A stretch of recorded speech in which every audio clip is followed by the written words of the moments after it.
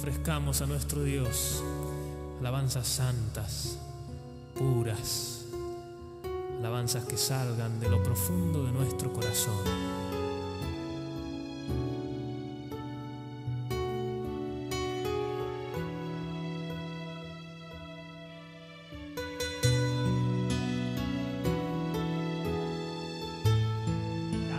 ¡Aleluya! No puedo vivir sin Dios, sin Dios. En la nueva salvación yo vivo, en la nueva salvación yo bebo. Ahora sin condenación estoy en Dios, en Dios. Aleluya. Quiero expresar cantando, aleluya. Quiero expresar gritando, aleluya. No puedo vivir sin Dios, sin Dios. En la nueva salvación yo vivo, de la nueva salvación yo bebo. Ahora sin condenación estoy en Dios, en Dios. ¡Aleluya! Le damos un aplauso al Señor. ¡Viva el Rey! ¡Viva el Señor que está vivo en medio de nosotros! ¡Viva nuestro Rey! ¡Aleluya! Señor, te damos un aplauso de agradecimiento y de felicidad. Somos tus hijos. ¡Aleluya! Gracias, Padre. Gloria a ti, gloria a ti. Recibe este aplauso, Señor. Es un aplauso de amor, de reconocimiento, de gratitud. Gracias, Señor. Gracias, gracias, gracias. Aleluya.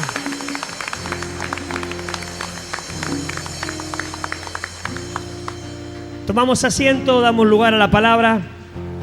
Acá me trajeron un monedero. Acá apareció un monederito en el baño. Si alguien es de alguien, lo puede venir a retirar.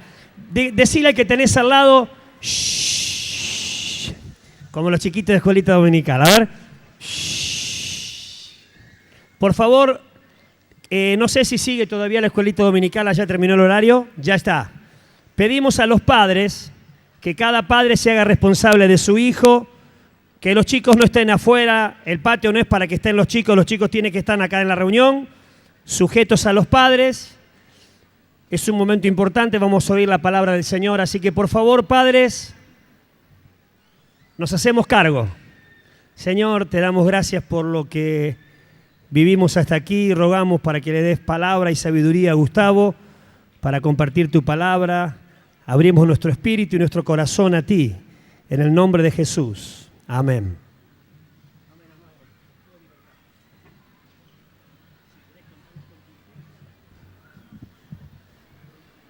En lo posible, por favor, los que están atrás, si pueden sentarse. Creo que veo por acá algunos lugares.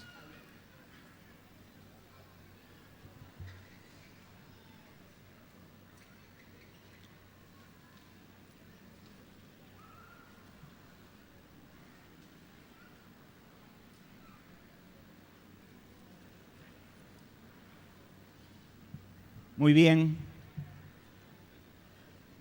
Algunos se deben preguntar, ¿qué hace Gustavo ahí? Y yo también me pregunto lo mismo. No sé qué estoy haciendo acá. Siento mucho murmullo por atrás.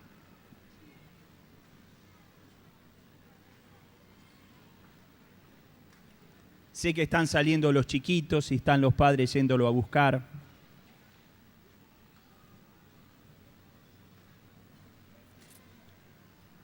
Me gustaría que podamos leer juntos algunos pasajes de las Escrituras.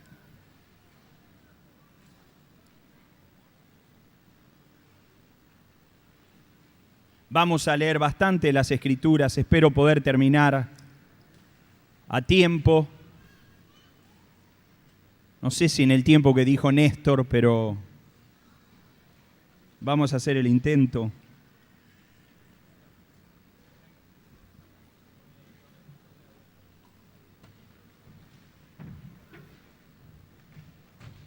Estamos en días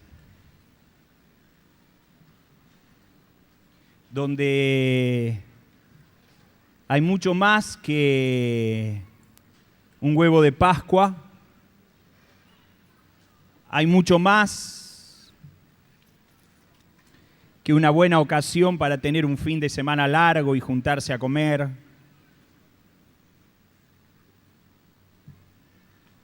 Es un tiempo donde recordamos un hecho histórico y espiritual trascendental que definió nuestras vidas también en algún momento. Estamos en estos días recordando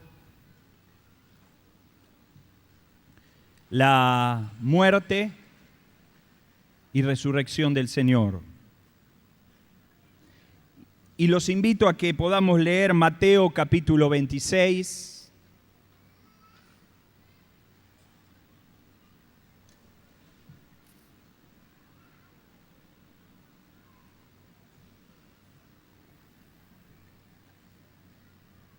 Estaba Jesús con sus discípulos.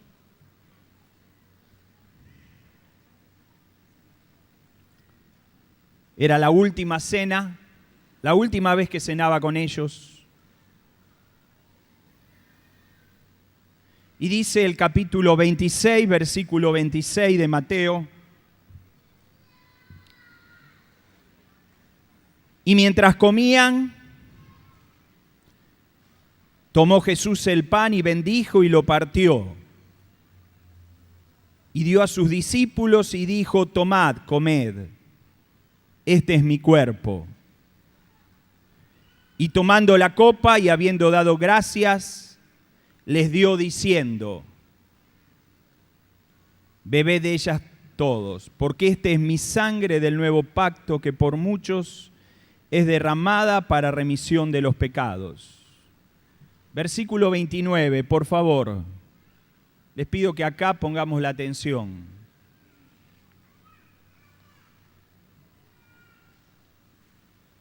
Y os digo que desde ahora no beberé más de este fruto de la vid, hasta aquel día en que lo beba nuevo con vosotros en el reino de mi Padre.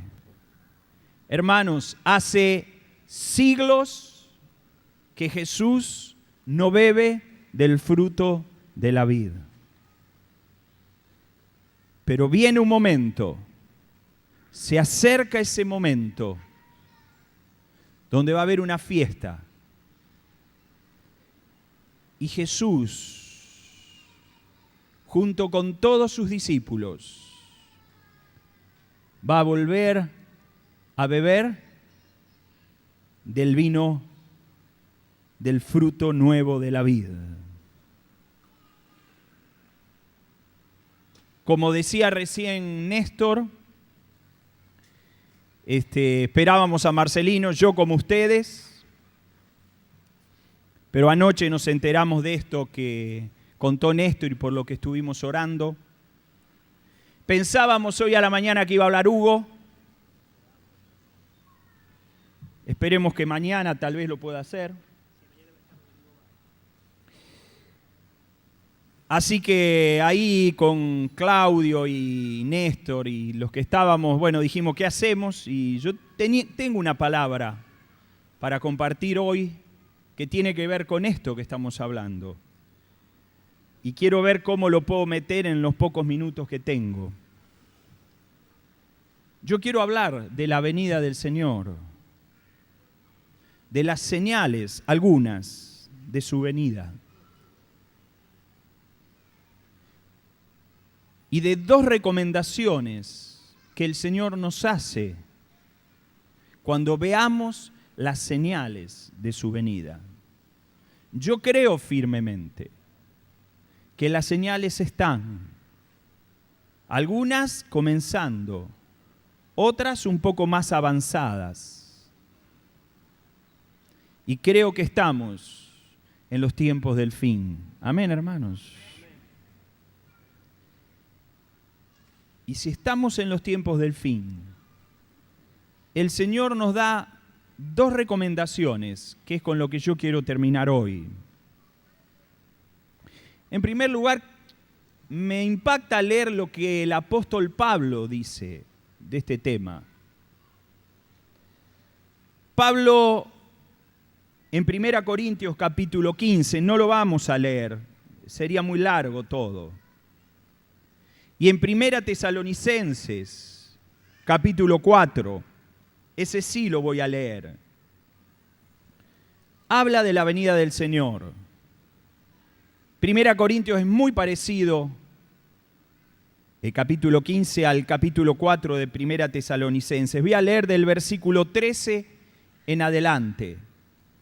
Quiero empezar con esto, la expectativa que Pablo tenía. Dice el versículo 13 de 1 Tesalonicenses capítulo 4, tampoco queremos, hermanos, que ignoréis acerca de los que duermen, para que no os entristezcáis como los otros que no tienen esperanza. La muerte es algo tremendo, es algo terrible. Pero Pablo dice, los que tenemos esperanzas no estamos tristes, con esa tristeza que nos apabulla y que nos deprime. No estamos con esa tristeza, porque tenemos esperanza. Porque si creemos que Jesús murió y resucitó, acá está unido con los días que vivimos hoy y que conmemoramos hoy, así también traerá Dios con Jesús a los que durmieron en Él. Por lo cual os decimos esto en palabra del Señor. Pablo empieza de alguna manera a profetizar que nosotros que vivimos, que habremos quedado hasta la venida del Señor, no precederemos a los que durmieron. Pablo acá y en 1 Corintios 15 dice algo parecido. Él dice, cuando venga el Señor, yo todavía no voy a morir, yo voy a estar.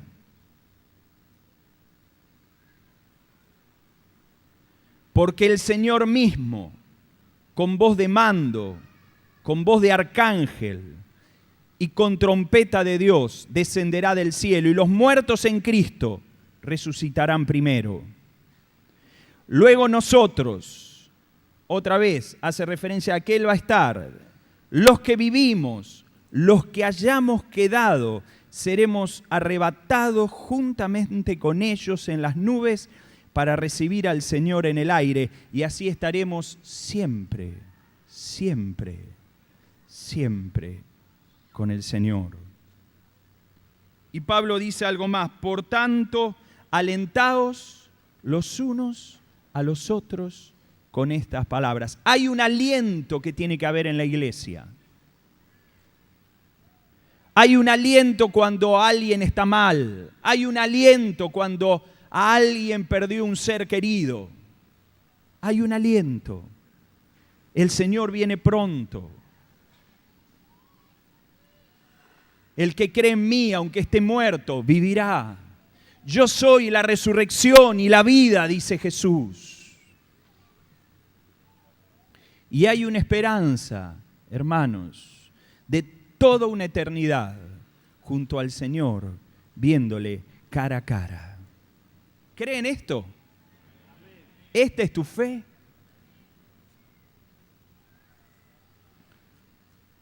Esta era la expectativa de Pablo. Pero él dice algo acá raro. Él dice, cuando venga el Señor yo todavía voy a estar. Yo no voy a morir.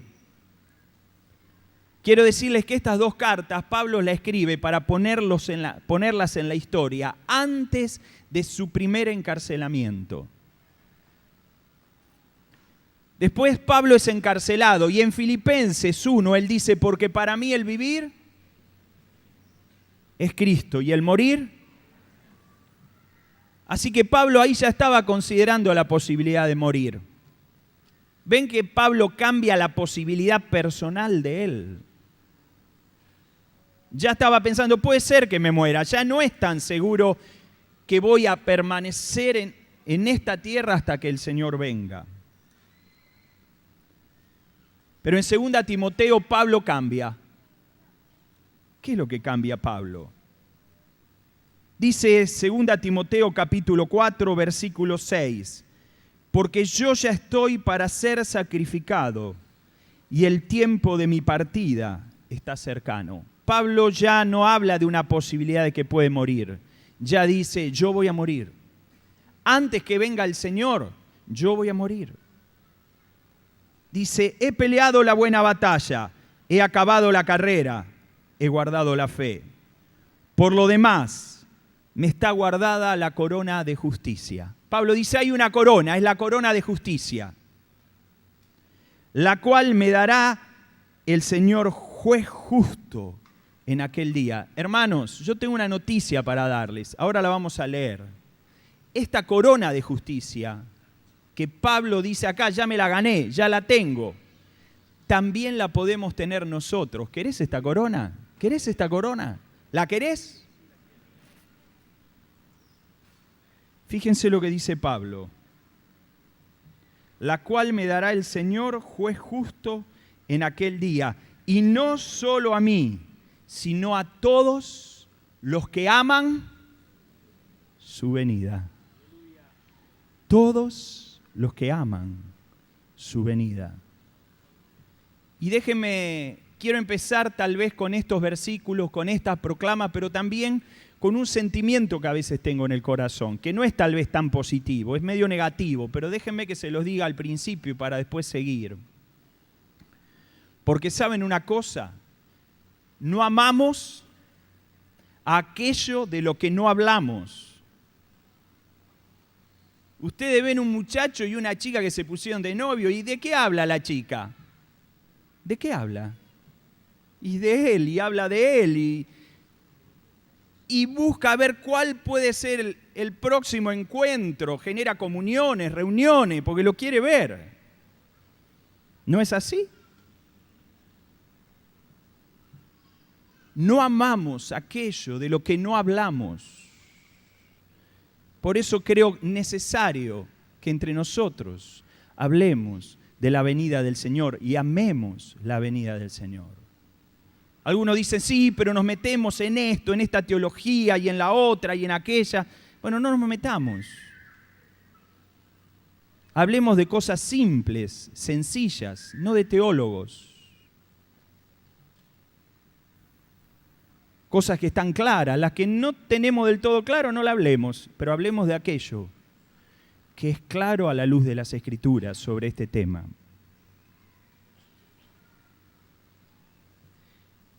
En su último año de vida, Iván Baker vino bastante acá.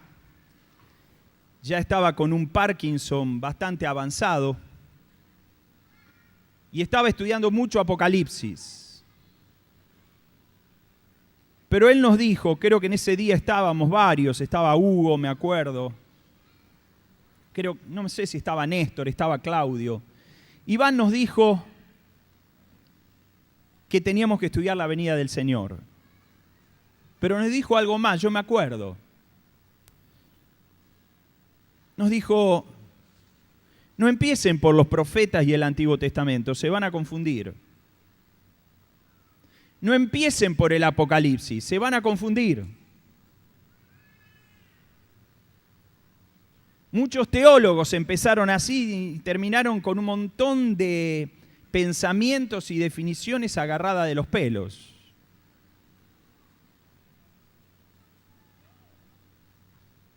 Ustedes tienen que empezar por lo que Jesús mismo dijo.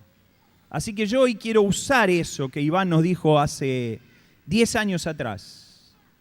El último año de su vida, y focalizar hoy para esto en lo que Jesús dijo del tema. No quiero irme mucho afuera, solo lo que Jesús dijo. El tema da para mucho. Tendríamos que dedicar muchas reuniones más a hablar sobre esto. Pero prefiero hoy dar un pantallazo de lo principal que veo para que después podamos ir a las 2 recomendaciones finales. Jesús habla de su segunda venida, su vuelta, en 3 evangelios, en un capítulo de cada evangelio. En Mateo capítulo 24,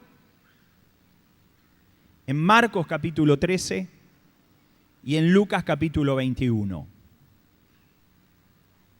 Algunos hermanos me han dicho, queremos hablar sobre esto, en algunos grupos familiares y grupos afuera que lo hicimos. Y yo le dije, sería bueno que podamos leer 50 veces cada capítulo y ponerlos en paralelo y ver qué dice acá, qué dice allá, y meternos en lo que Jesús enseñó de este tema y consultar y preguntar a los pastores y preguntar al líder y al discipulador y volver y andar alrededor de este tema así. Yo quiero sacar un poco Mateo 13, no daría para analizar todo, creo que el tiempo igual es corto. Y poder focalizarme algo en Mateo 24, mucho en Lucas 21. En Mateo 24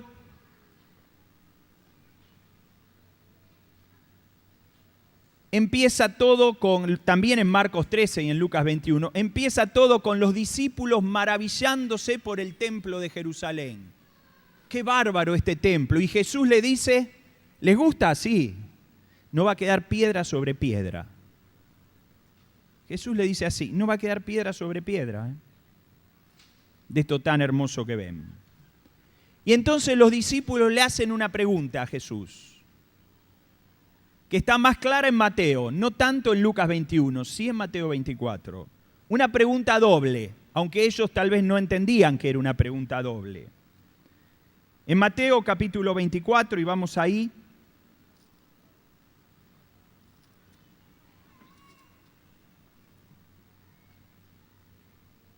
versículo 3,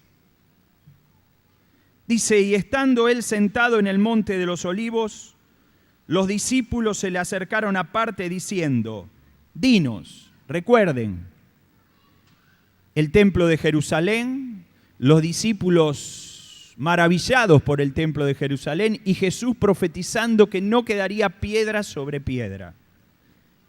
Y los discípulos le preguntan, ¿cuándo serán estas cosas?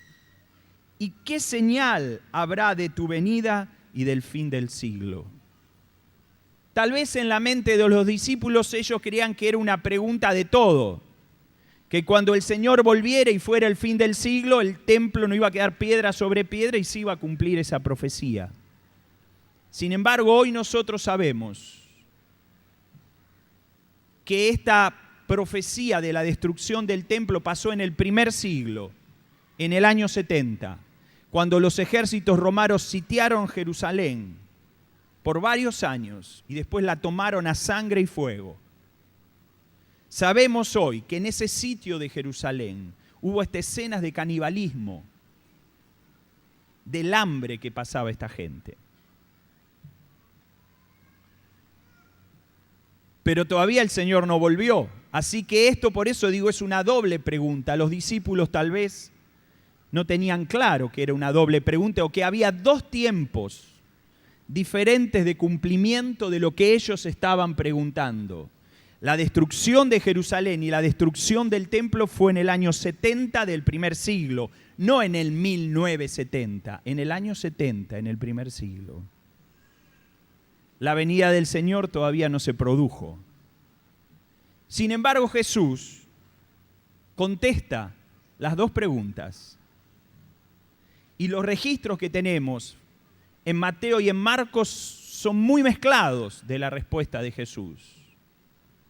El registro que tenemos en el Evangelio de Lucas es bastante más ordenado. No es de extrañar que así fuera, porque Lucas es el historiador, aunque era médico, el que usa rigor histórico para contarnos todo lo que pasó en esos 3 años de vida de Jesús. Él mismo dice, cuando le escribe a Teófilo, que empezó a poner por orden todas aquellas cosas que fueron ciertas entre ellos. Entonces, por eso, si bien las preguntas las leo en Mateo, para ver qué fue lo que Jesús contestó. Me quiero ir a Lucas 21 y poder ver junto con ustedes Lucas 21.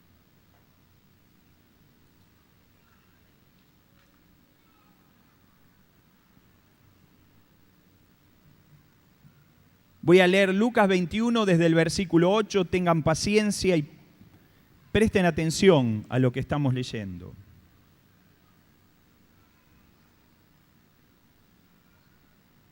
Recuerden que son dos preguntas que Jesús está contestando. La destrucción de Jerusalén hace 2000 años, más de eso, y su segunda venida. Versículo 8.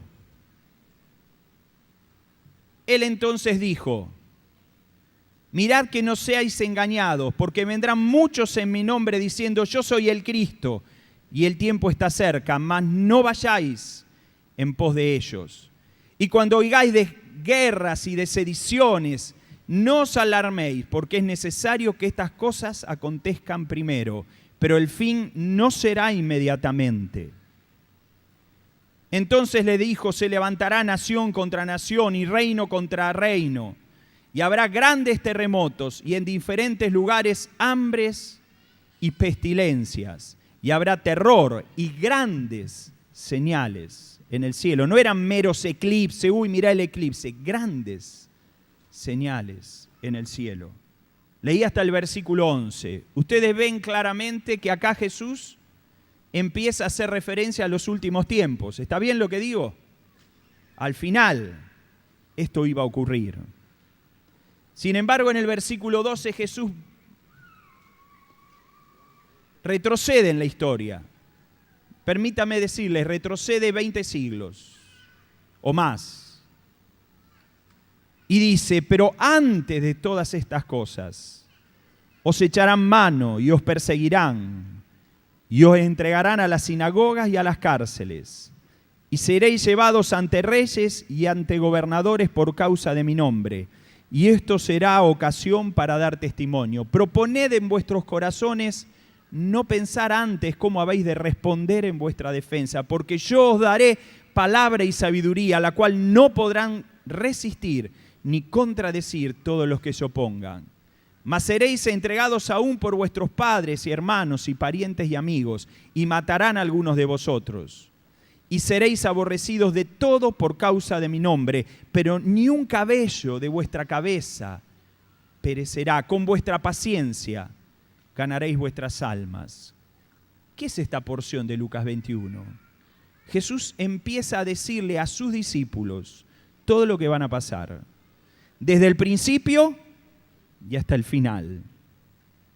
Pero en el versículo 20 dice: pero cuando viereis a Jerusalén rodeada de ejércitos. Ahí empieza a contestar la primera pregunta. Sabed entonces que su destrucción ha llegado.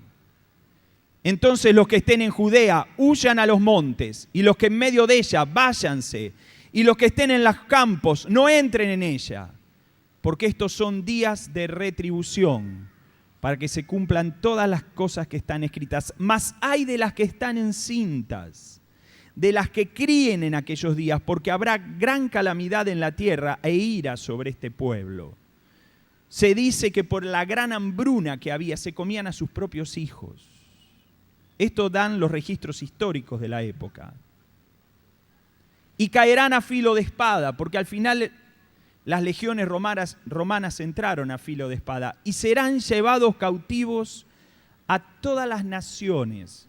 Esto es lo que se conoce históricamente como la diáspora o la dispersión de todos los judíos por todo el mundo. Desde el versículo 20 en adelante son cosas que ya ocurrieron.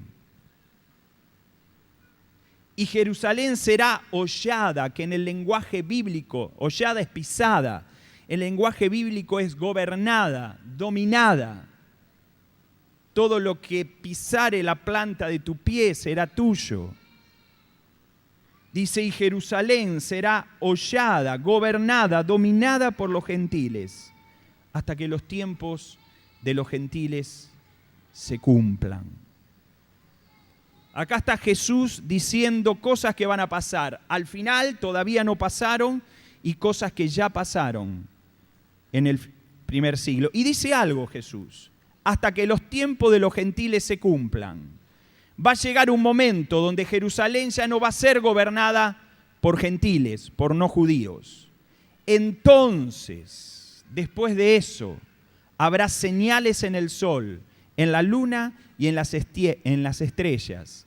Y en la tierra angustia de las gentes confundidas a causa del bramido del mar y de las olas. Ya algo de esto vimos. Si ustedes se acuerdan de alguno de los tsunamis, algo de estos vimos.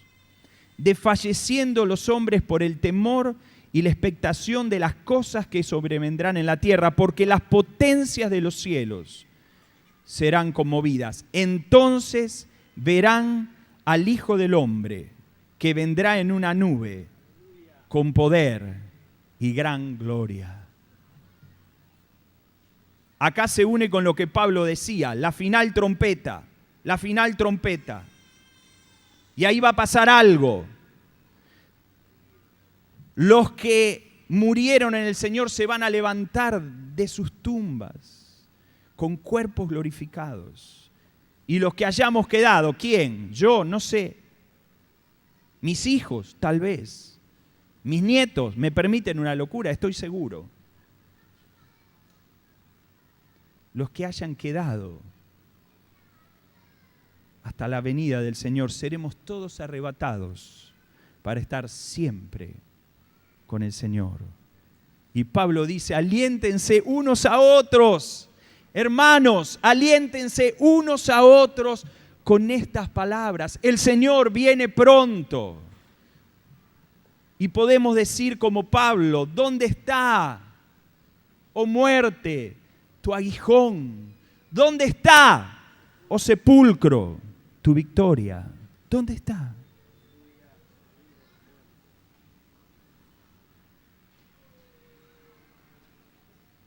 Sigue diciendo Jesús, cuando estas cosas comiencen a suceder, cuando empiecen a haber algunas cosas que empiezan a suceder, erguíos y levantad vuestra cabeza, porque vuestra redención está cerca. Después voy a volver sobre el versículo 28. También les dijo una parábola, mirad la higuera y todos los árboles. Cuando ya brotan, viéndolos, sabéis por vosotros mismos que el verano está ya cerca. Cuando uno ve que los árboles empiezan a dar fruto, empieza a ver flor, ¿en qué estación estamos? A ver. En la primavera. Viene el verano. Viene el verano, hay señales. Viene el verano. Los que piensan en las vacaciones, en el mar, en la malla, viene el verano, ya estamos en primavera. Ya vemos las flores, vemos los frutos. Y Jesús está diciendo, cuando ustedes vean las señales que comienzan a aparecer, sepan que el momento está cercano.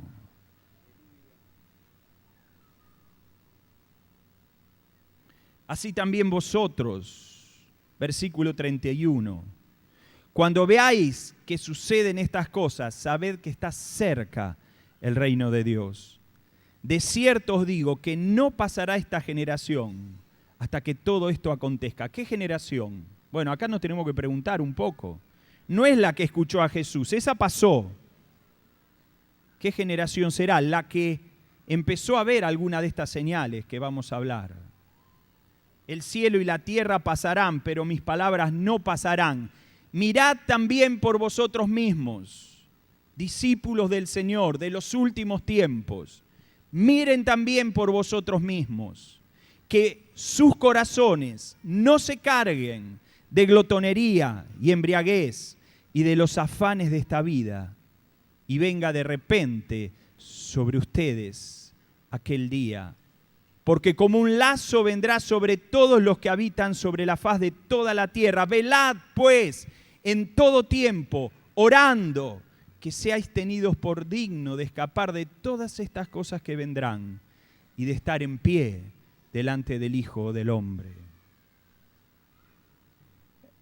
Acá Jesús pone el dedo el énfasis en las señales. Ustedes van a ver señales. Él describe algunas. Ustedes van a ver señales. Y yo quiero mostrarle algunas señales. Mateo 24, versículo 10. Vuelvo a Mateo. Dice, muchos tropezarán y se entregarán unos a otros y unos a otros se aborrecerán. Y muchos falsos profetas se levantarán y engañarán a muchos. Y por haberse multiplicado la maldad, el amor de muchos se enfriará. Mas el que persevere hasta el fin, éste será salvo. Y será predicado este evangelio del reino en todo el mundo para testimonio a todas las naciones. Y entonces vendrá el fin. Hermanos, hoy vemos como nunca la multiplicación de la maldad. Y hablábamos antes con Claudio, cuando estábamos con Néstor un ratito en medio de la reunión. Tengamos cuidado, porque la multiplicación de la maldad afuera es para enfriarnos a nosotros adentro. Tengamos cuidado, porque algunos, dice acá, muchos se van a enfriar por la maldad que se multiplica afuera. Pero la multiplicación de la maldad es una señal clara. Algunos dicen, no, siempre hubo maldad. Miren, hagan solo un ejercicio. Los que manejan la computadora, pongan en Google, año 1968. Los sociólogos, no los cristianos que hablamos del fin, los sociólogos dicen que ese año hubo una explosión de maldad. Las grandes rebeldías, los grandes movimientos de rebeldías aparecieron a fines de la década del 60.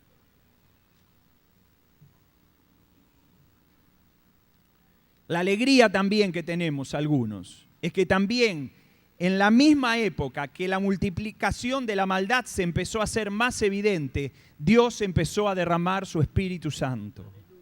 También creemos eso. Y una de las grandes verdades que trajo esta renovación y este derramamiento del Espíritu Santo es una nueva formulación, un nuevo concepto y un nuevo énfasis en el Evangelio del Reino para que sea predicado a todas las naciones. Entonces vendrá el fin. Pero que hay una multiplicación de la maldad, no hace falta que hablemos mucho. Solamente con nombrar algunas palabras, ustedes pueden coincidir conmigo. Hoy el adulterio es mucho más fuerte que años atrás y es mucho más aceptado socialmente. Hoy el recasamiento ha invadido las iglesias haciendo que el amor de muchos se enfríe. ¿Será por esto que decía eso ese versículo de Mateo 24? Va a llegar el momento, tal vez ya sea, donde vamos a ser presionados para no hablar en contra de la homosexualidad.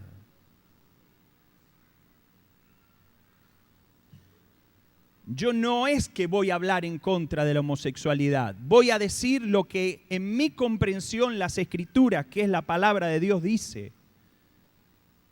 Y creo que es ella la que habla en contra de este tema. Tal vez lo que tengan que acusar como discriminadora sea la misma palabra de Dios. Por hablar tan fuertemente sobre este tema.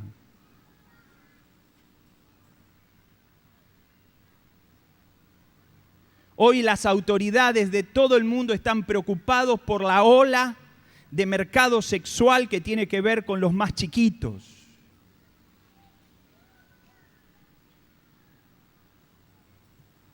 En internet, en casi toda la sociedad, también en ámbitos religiosos, vemos esta degeneración de usar para su satisfacción sexual a los más chiquitos, a un montón de gente.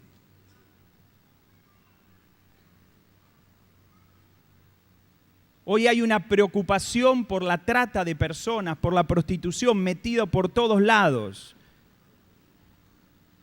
Y la trata no es aceptada, pero la prostitución en sí a veces parece que sí. La multiplicación de la maldad.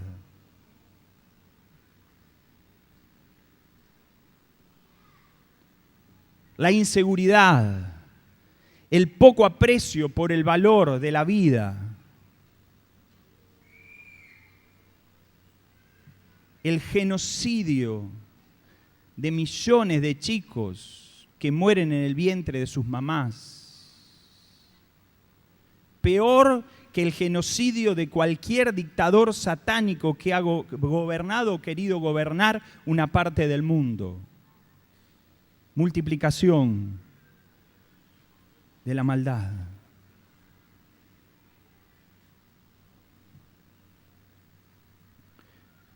La segunda señal que yo veo es la preparación de una escena mundial para que haya un gobierno único. Tal vez uno de los pioneros de esto fue Charles de Gaulle. Él dijo, necesitamos un hombre, hablando del mundo, que nos gobierne. ¿Nos lo dé Dios o nos lo dé el diablo? En la década del 70, cuando yo era un adolescente, así que pueden imaginarse la edad que tengo ahora, y estudiábamos algunas cosas, una de las cosas que estudiábamos era la Guerra Fría, los dos bloques, los capitalistas, Estados Unidos, los comunistas, la Unión Soviética. Y hablar de un único gobierno mundial en esa época era imposible. Si salía de Estados Unidos, los comunistas le hacían. Si salía del comunismo, no, era imposible. Pero en la década del 80, y yo creo que por voluntad de Dios, se levantó un hombre. No digo que era cristiano, no digo que era santo, pero Dios quita y pone reyes y hace como Él quiere. Su nombre era Gorbachov. Y la Guerra Fría se acabó. Y los muros se derribaron. Y se declaró prácticamente como un hecho el fracaso histórico de las ideas marxistas, comunistas. Y una de las frases preferidas de Gorbachov y de muchos de sus políticos amigos del otro bloque es: se viene un nuevo orden mundial, se viene, ya está entre nosotros. En los primeros años de este siglo, un gran economista, gurú de la economía, que leen todos los presidentes y políticos de los países centrales, dijo, se viene una hecatombe económica. Algunas cosas empezaron a pasar, en algunos países europeos ya se ve. Y este economista dijo, de esta crisis vamos a salir cuando las naciones entiendan que necesitamos un gerente general que nos gobierne. El escenario se está preparando. ¿Habla la Biblia de esto? Segunda Tesalonicenses habla, está en los versículos 3 y 4 y otra vez del 8 al 10. Después léanlo ustedes, yo no quiero alargar más todo esto. Pero habla de uno, no le dicen el anticristo. La Biblia a este hombre que se va a levantar al final no le dice específicamente el anticristo. Habla de un espíritu de anticristo y este lo va a encarnar. Pero siempre hubo anticristos. Es todo el que se opone y niega que Jesús ha venido en carne, dice Juan. Pero dice el inicuo, el hombre de perdición, que se va a sentar en el trono de Dios como si fuera Dios.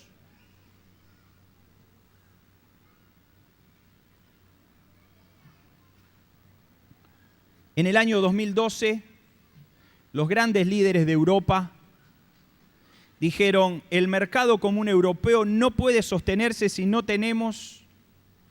basta con una moneda única. Necesitamos un plan económico único. Y los economistas salieron a decir, está bárbaro eso, pero para un plan económico único necesitamos un gobierno único. El escenario se está preparando. Parecía que el problema eran los países árabes, ¿no? Porque, bueno, es una oposición a todo esto. Sin embargo, aparece un grupito. Las siglas son EI. ¿Saben qué significa? Estado Islámico. ¿Y saben qué están haciendo todos los gobiernos árabes? Encolumnándose con Estados Unidos para combatirlo, como una unidad política. El escenario se está preparando cada vez más. Había un problema, era Irán, su plan de bomba nuclear. ¿Leyeron los diarios estos días? Ya está, se terminó. Hay un pacto, no hay más problemas. La unidad de todo el mundo se está haciendo. Va a aparecer el que lo va a gobernar. Tercera señal. Solamente voy a hablar de 3 y después termino. Yo dije ahí que Jesús relata la destrucción de Jerusalén y dice hasta que los tiempos de los gentiles se cumplan. ¿Cuándo se cumplió esto? Déjenme decirles lo que yo pienso. Porque dice, Jerusalén será gobernada por los gentiles. Y después va a dejar de ser gobernada por los gentiles. En el año 48 Israel tomó otra vez la autonomía o fue otra vez una nación autónoma. Pero su capital, Jerusalén, no fue toda de Israel. Una parte, la parte antigua, aquella sobre la que Jesús profetizó, no era de Israel, era de Jordania. Hasta que en la guerra de los 6 días, estoy hablando de junio del año 67, de 1967. Busquen también en Google, Guerra de los 6 días, Hechos Milagrosos. Van a ver que ahí parecía una guerra del tipo de las del Antiguo Testamento. Lleno de milagros. Pero hubo ahí un hecho fortísimo. La parte oriental de Jerusalén, donde está el muro de los lamentos, lo único que quedó del templo. Y la antigua Jerusalén fue tomada por Israel. Y nunca más los no judíos gobernaron sobre Jerusalén.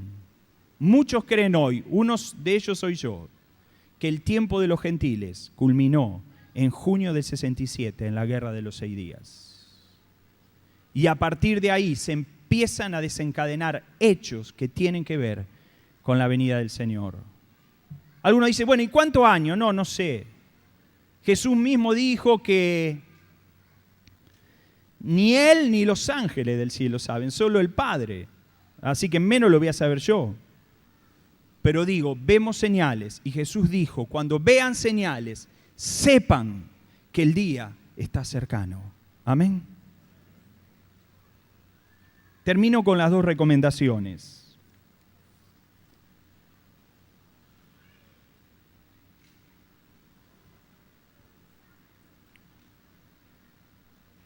La primera está en Lucas capítulo 21 y ahora sí le pido si lo podemos leer juntos. Versículo 28.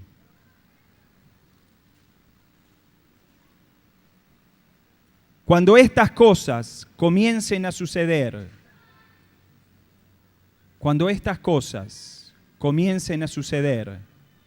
erguíos y levantad vuestra cabeza, porque vuestra redención está cerca. Hermanos, otra versión dice, cuando vean que estas cosas empiezan a pasar, que haya una actitud de alegría interior. El Señor viene pronto. Mi unión con Él está cercana. Y Él va a venir y va a secar toda lágrima y todo dolor. Y nuestros cuerpos van a ser transformados. Y lo terrenal se va a revestir de lo celestial. Hermanos, estemos contentos, el día se acerca. Cuando estuve con Nando y con Claudio en Egipto, ahí estuvimos con un hermano, con un egipcio, yo algo hablé de él, pero quiero comentarles algo que a mí me impactó. Él empezó a hablar de la parábola de las 10 vírgenes y dio una interpretación rara, para mí rara. No sé si porque es oriental o qué. Ustedes escuchen y juzguen. Yo juzgué, no digo que sea así ni no, pero me gustó algo que él dijo. Él dice, el problema mío no la tengo con las 5 vírgenes insensatas. Ya está, todos saben, se quedaron sin aceite. Dice, la tengo con las 5 prudentes. Porque estaban las 5 durmiendo junto con las otras. Cuando el Señor dice que tenemos que velar, que no tenemos que dormir, y Pedro y Juan dicen cosas parecidas. Dice, así que no sé si quiero ser como las vírgenes prudentes. Raro, ¿no? Entonces ahí ya a mí se me quemaron todos los papeles cuando lo escuché decir eso. No sé a Nando y a Claudio, ¿no? Y yo le dije, bueno, y entonces vos, ¿como quién querés ser? A ver, decime vos entonces. Y él me dijo, yo quiero ser como aquellos que vienen gritando, dando voces y diciendo, el esposo viene, salid a recibirle. Y en un momento le digo, más allá de juzgar bíblica o teológicamente esa interpretación, me gustó esto. Yo quiero ser de los que están velando y gritando, el Señor viene pronto, salgan a recibirle, estén preparados para ese momento. Así tiene que ser nuestra actitud interior. Esta es la primera recomendación que el Señor nos da. La segunda recomendación está en el versículo 34, Lucas 21, versículo 34. Mirad también por vosotros mismos, que vuestros corazones no se carguen de glotonería y embriaguez y de los afanes de esta vida, y venga de repente, sin que lo esperen, sobre vosotros aquel día.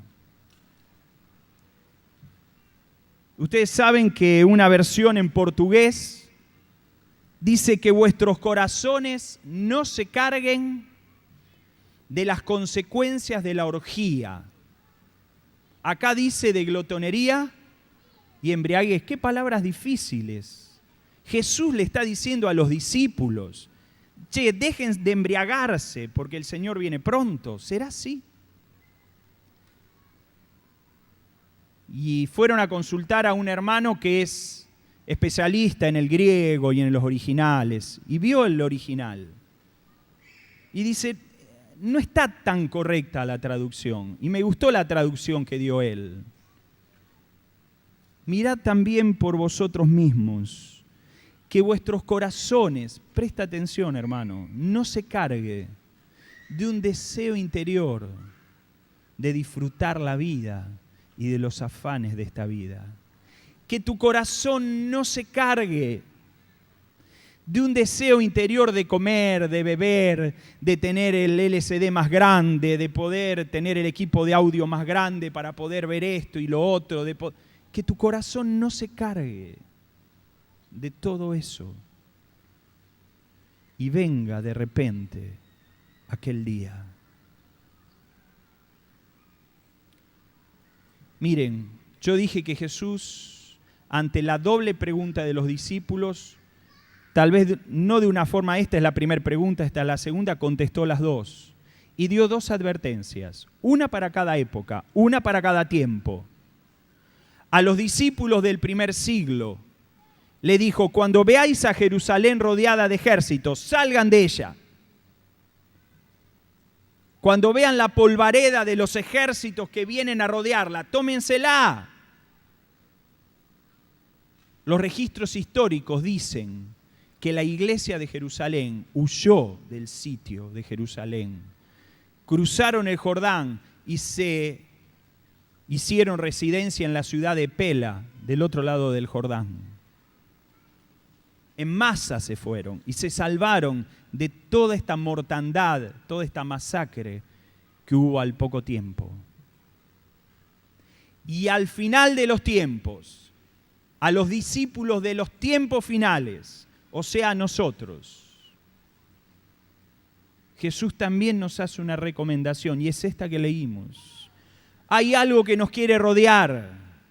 Hay una tendencia en nuestro mundo actual, sociedad actual, para que cada vez consumamos más, para que cada vez estemos más metidos en lo tecnológico, para que cada vez queramos disfrutar más de todo lo que nos ofrece esta sociedad ultraconsumista.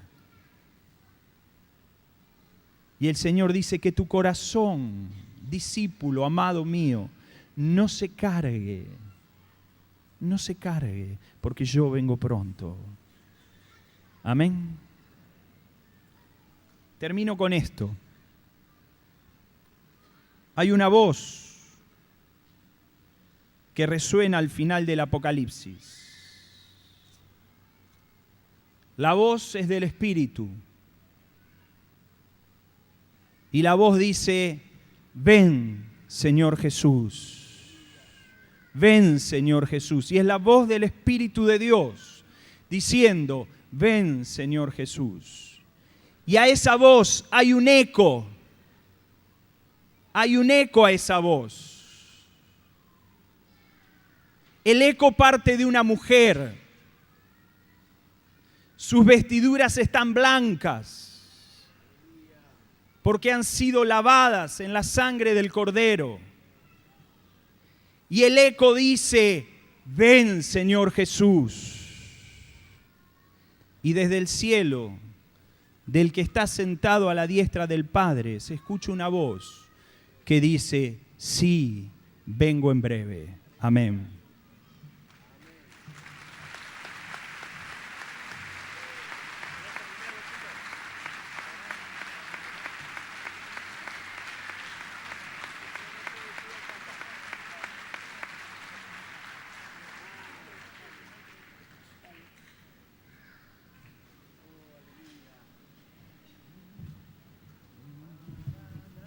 Oh, Alfa, Omega, Cristo Santo, oh ven, oh ven, oh ven, Señor Jesús, oh Alfa, Omega, Cristo Santo, oh ven, oh ven, oh ven, Señor Jesús.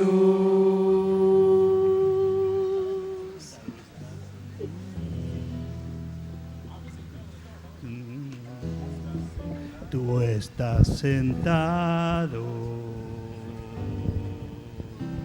A ver. Tú estás sentado En el trono, siempre reinando, soberano.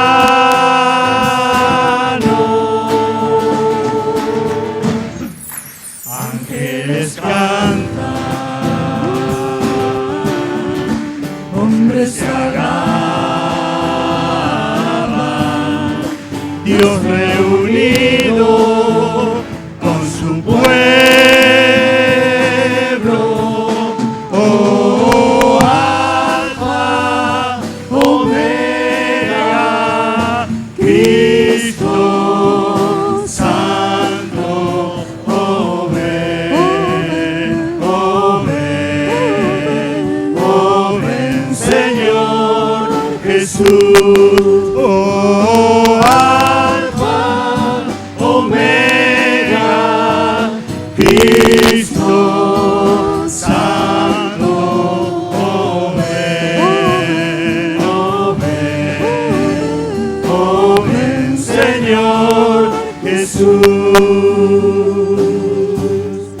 Oh, ven, oh, ven, oh, ven, Señor Jesús. Oh, ven, oh, ven, oh, ven, Señor Jesús. Señor, tomamos estas recomendaciones, tomamos estas advertencias, Señor, de estar atentos, Señor, de llevar una vida donde las preocupaciones, Señor, estén en agradarte, estén en honrarte, estén en vivir para ti, Señor, donde nuestros corazones no estén cargados por los afanes de esta vida, Señor. Señor, queremos estar preparados, Señor. Estamos, Señor, en esta actitud y con esta disposición, Señor, de estar preparados para honrarte, Señor, y esperando tu venida o esperando el día en que nos lleves a tu presencia, Señor. Señor, te bendecimos, Señor. Sale de nosotros alabanza a ti por tu amor, por tu misericordia, por haber abierto nuestros ojos y por mostrarnos el camino y las actitudes que debemos tomar, Señor. Te bendecimos, Señor. Amén, amén. Aleluya. Bueno. Maranata, oh Señor Cristo Santo, ven, oh ven, Señor Jesús. Maranata, oh Señor Cristo Santo, oh ven, oh ven, Señor Jesús. Muchas ansias te esperamos, ese gran día de tu vuelvas,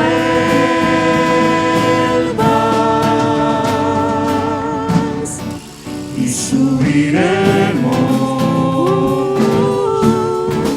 a estar contigo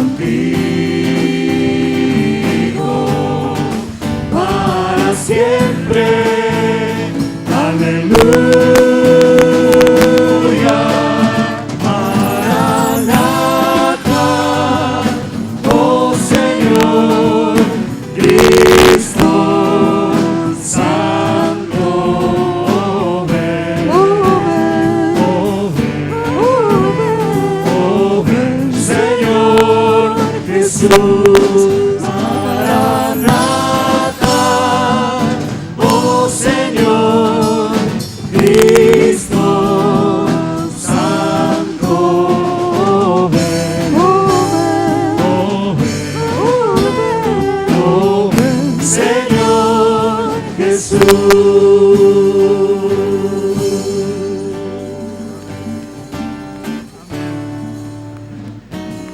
Amén. Nos saludamos, nos bendecimos y mañana a las 6 de la tarde estamos de nuevo acá.